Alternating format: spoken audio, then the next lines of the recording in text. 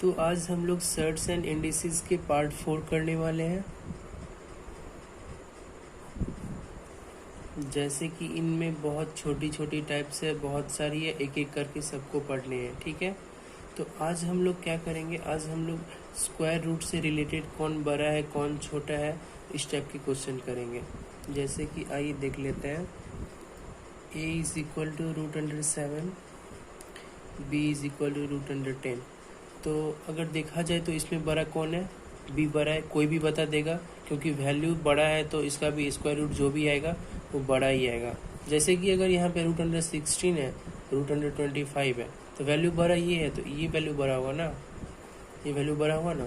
तो ये तो क्वेश्चन कोई भी सॉल्व कर देगा कि a √7 है, b √10 है, तो इसमें बड़ा कौन होगा, तो b बड़ा होगा। ठीक है, अगर इसी में क्वेश्चन यहाँ पे दे दिया जाए 5, 3, ठीक है, तो ये इस टाइप का क्वेश्चन में हम लोग को ये बताना थोड़ा मुश्किल हो जाएगा कि इसमें बड़ा कौन है। ठीक है, ये इतने आसान होते हैं, अगर इनमें थोड़ा सा भी अंदाज़ा लगाकर आंसर देने की कोशिश की जाए और वो गलत हो गया तो पेपर में बहुत सारे बच्चे ऐसे होंगे जो इन्हें सही करके आएंगे। ठीक है, तो हम लोग इस टाइप के क्वेश्चन को आज करने वाले हैं। तो हम लोग आज सबसे पहले टाइप 1 देखते हैं। जैसे कि क्वेश्चन रहेगा, if a is equal to √10 plus √3, b is equal to √8 plus √5, c is equal to √11 plus √2 and d is equal to √7 plus √6। तो इनमें से सबसे बड़े कौन है, विच वन इज ग्रेटेस्ट। ठीक है, पहला क्वेश्चन रहेगा विच वन इज ग्रेटेस्ट। ठीक है, दूसरा क्वेश्चन इससे निकलेगा विच वन इज स्मॉलेस्ट। ठीक है, और इसे हो सकता है असेंडिंग ऑर्डर में अरेंज करने के लिए दे दिया जाए या फिर डिसेंडिंग ऑर्डर में अरेंज करने के लिए दे दिया जाए। ठीक है, जैसे कि हम इनमें से दो कोई लेते हैं, कंपेयर करते हैं।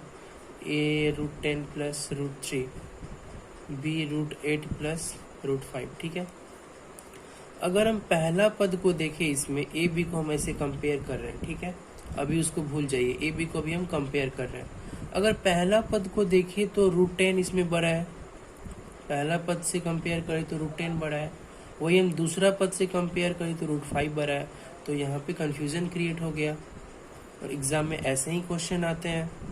ठीक है, और यहाँ पे क्या है, ये दोनों को जोड़ने के बाद भी सेम आ रहा है। ठीक है, 10 3 13, 8 5 13, यानी जो भी होंगे इनमें बड़ा छोटा का फर्क पता नहीं चल पाएगा। अगर यहीं पे हमको a दिया जाता √2 प्लस √5, b रहता √6 प्लस √7, तो इनमें तो डायरेक्ट पता चल रहा है ना कौन बड़ा है कौन छोटा है। पहला केस में भी ये बड़ा है, दूसरा केस में भी ये बड़ा है।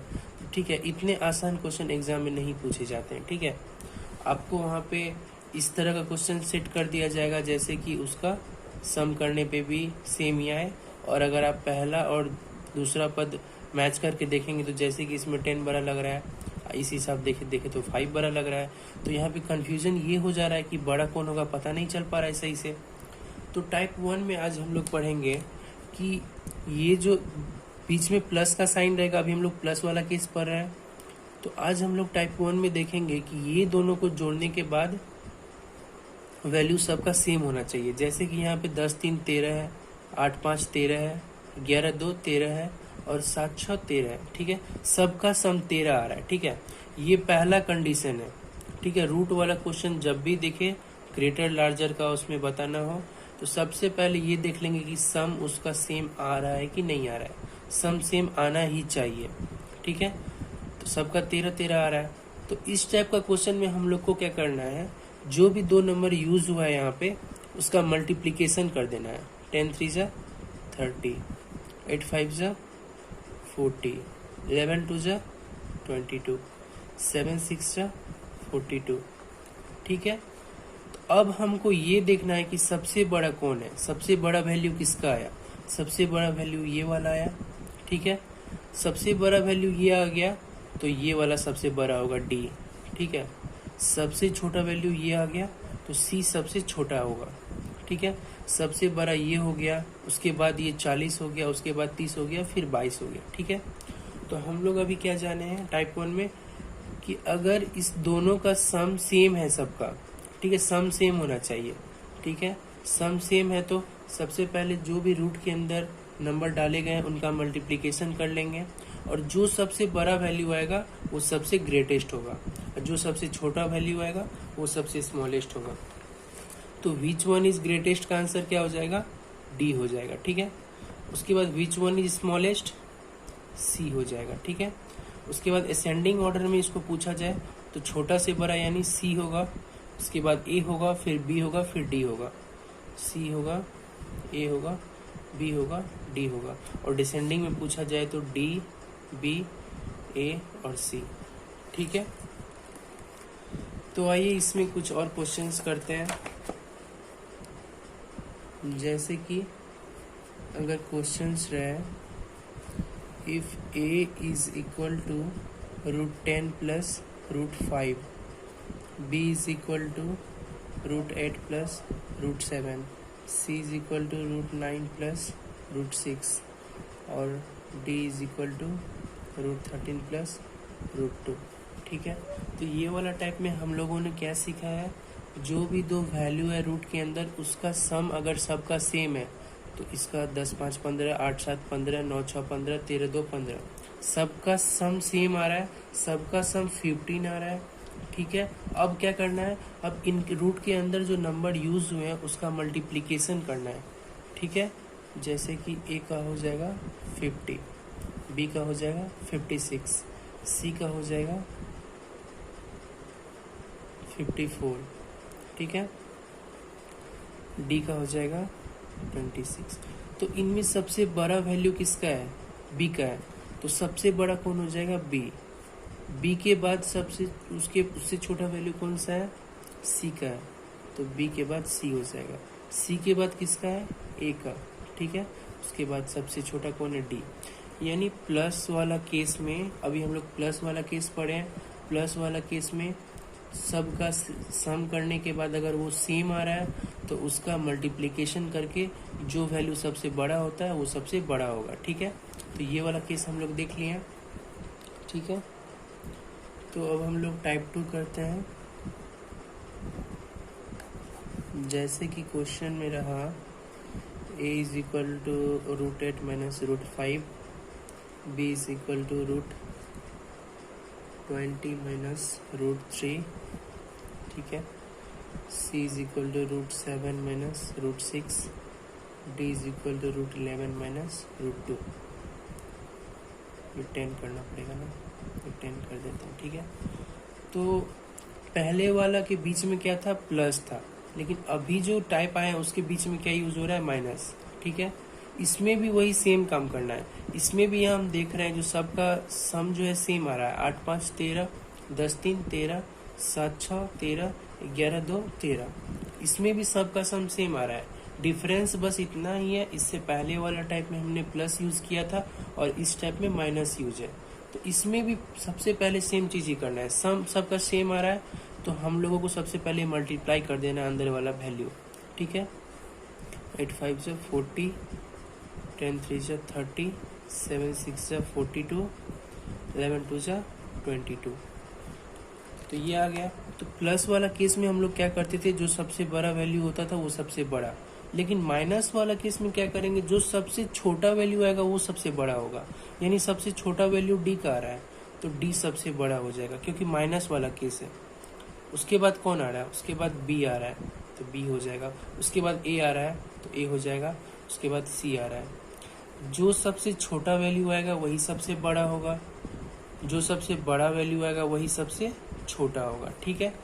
तो ये वाला टाइप समझ गए आप लोग। तो आइए इसमें एक और क्वेश्चन कर लेते हैं। ये क्वेश्चन नंबर 1 टाइप 2 का।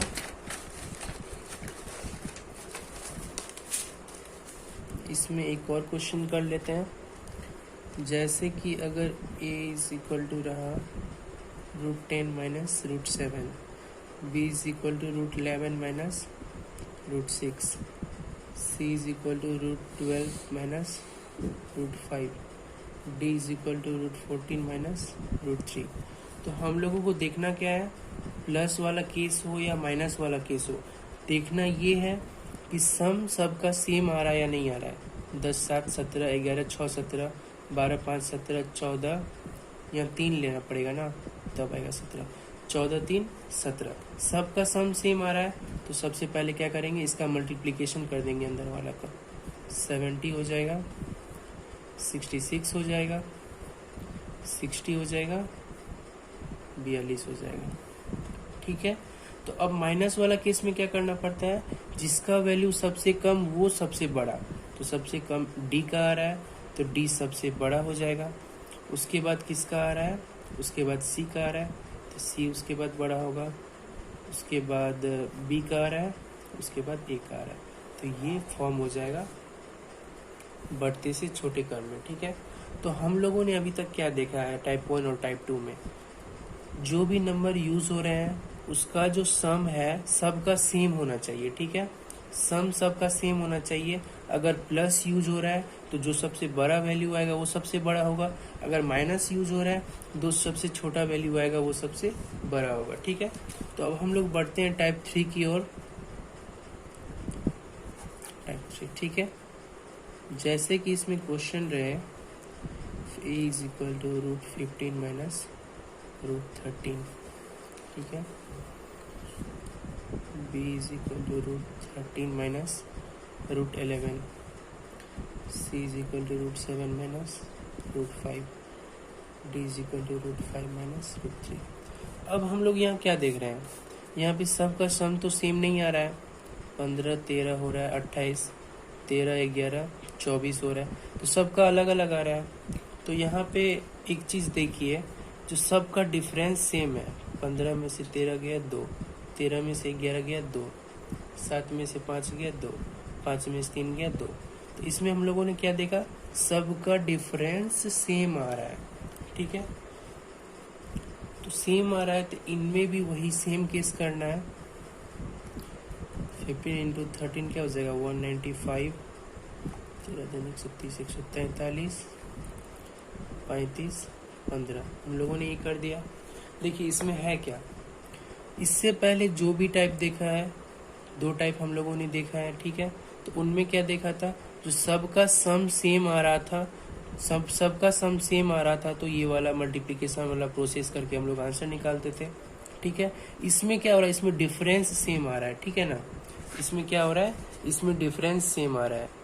तो अब तक का निचोड़ ये है कि जहां भी आपसे ऐसे 2-2 पद करके क्वेश्चन पूछा जाएगा तो उसमें ये देखना है, अगर उसका सम बराबर है या फिर डिफरेंस बराबर है तो उस पर ये फॉर्मूला एप्लीकेबल होगा। ठीक है, या तो उसका सम बराबर होना चाहिए, इससे पहले हम लोगों ने जो भी क्वेश्चन किया है सम बराबर है। ठीक है, 11 6 17 12 5 17 14 3 17, इससे पहले जो भी क्वेश्चन किया है 10, या तो सम बराबर होना चाहिए या तो डिफरेंस बराबर होना चाहिए, जैसे कि यहाँ पे है। ठीक है, सम बराबर हो या तो डिफरेंस बराबर हो, सब में सेम ही प्रोसेस करना है। ठीक है, इसका डिफरेंस बराबर है, ठीक है, तो वही मल्टीप्लिकेशन वाला प्रोसेस कर दिए।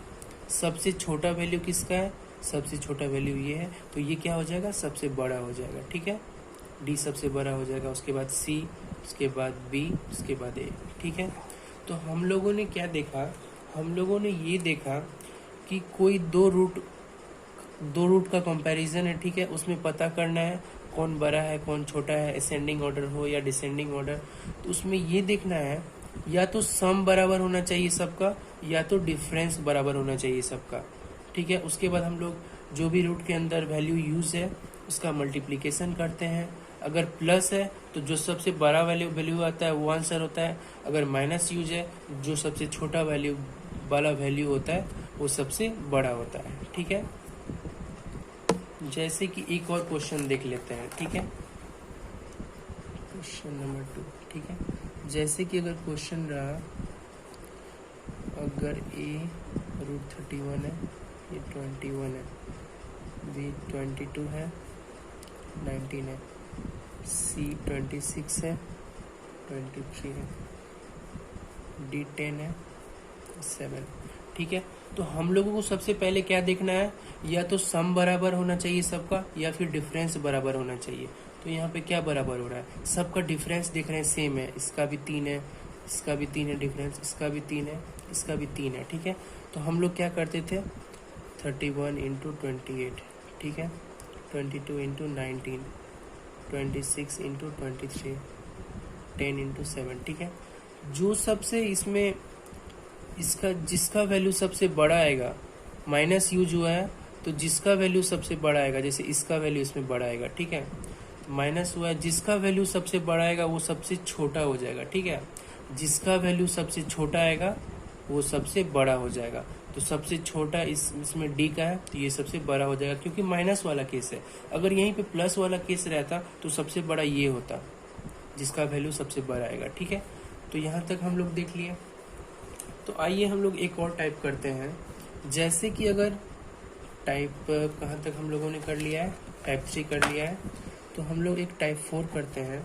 जैसे कि क्वेश्चन आ जाए 4 पे power 150, 5 to the power 100, 3 to the power 200, 2 to the power 250। ठीक है, ये आ जाए और इसमें बताना हो कि सबसे बड़ा कौन है, सबसे छोटा कौन है, तो हम लोग कैसे बताएंगे। ठीक है, तो हम लोग सबसे पहले कोई एक ऐसा नंबर देख लेते हैं जो सबसे डिविजिबल है, ताकि पावर को हम लोग छोटा कर सके। तो हम लोग देखिए, तो अगर 50 से डिवाइड करते हैं तो सबसे डिविजिबल होता है। तो 50 से डिवाइड करने के बाद यहाँ पे 3 आ जाता है, यहाँ पे 2 आ जाता है, यहाँ पे 4 आ जाता है, यहाँ पे 5 आ जाता है। ठीक है, तो ये क्या हो जाएगा, 4 से 16, 4 से 64, 25, 81, 432। ठीक है, तो यहाँ पे पता चल गया सबसे बड़ा ये है और सबसे छोटा ये है। ठीक है, जैसे कि एक और क्वेश्चन ले लेते हैं, 2 to the power 60, 3 to the power 48, 5 to the power 24, 4 to the power 36। ठीक है, तो इसमें हम लोग को पावर को छोटा करने के लिए देखेंगे कौन सा ऐसा वैल्यू ले जिससे सब डिविजिबल है। तो अगर देखा जाए तो अगर 12 से सबको डिवाइड करेंगे तो ये छोटा आ जाएगा। ठीक है, तो 12 5 आ जाता है, 4 आ जाएगा, 2 आ जाएगा, 3 आ जाएगा। ठीक है, 32 हो गया, 81 हो गया, 25 हो गया, 64 हो गया।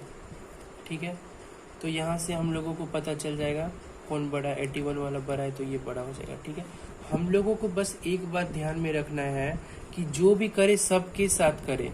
जैसे हम लोगों ने इसमें 12 से डिवाइड दिया तो सबके साथ डिवाइड दिया, इसमें हम लोगों ने 50 से डिवाइड दिया था तो सबके साथ 50 से डिवाइड दिया। ठीक है, बस ये बात को दिमाग में लेके चलना है। तो आइए हम लोग कुछ और क्वेश्चंस कर लेते हैं इनमें। जैसे कि अगर रूट पे क्वेश्चन आ जाए, ठीक है, जैसे कि 11, ठीक है, 9, 8, 5 रूट पे क्वेश्चन आ जाए, तो इसको हम लोग कैसे लिखते हैं, 11 to the power 1/10, 9 to the power 1/8, 8 to the power 1/5, ऐसे लिखते हैं ना। अरे √2 रहता है तो इसको 2 टू द पावर 1/2 लिखते हैं ना, यहाँ कुछ नहीं तो 2 है, ये डिनोमिनेटर में चला जाता है ना। उसी तरह इसको ऐसे लिखते हैं। तो इसे इसका एलसीएम अगर लिया 40 आता है, अगर 40 से सबको डिवाइड देते हैं 4 हो जाएगा, 5 आ जाएगा,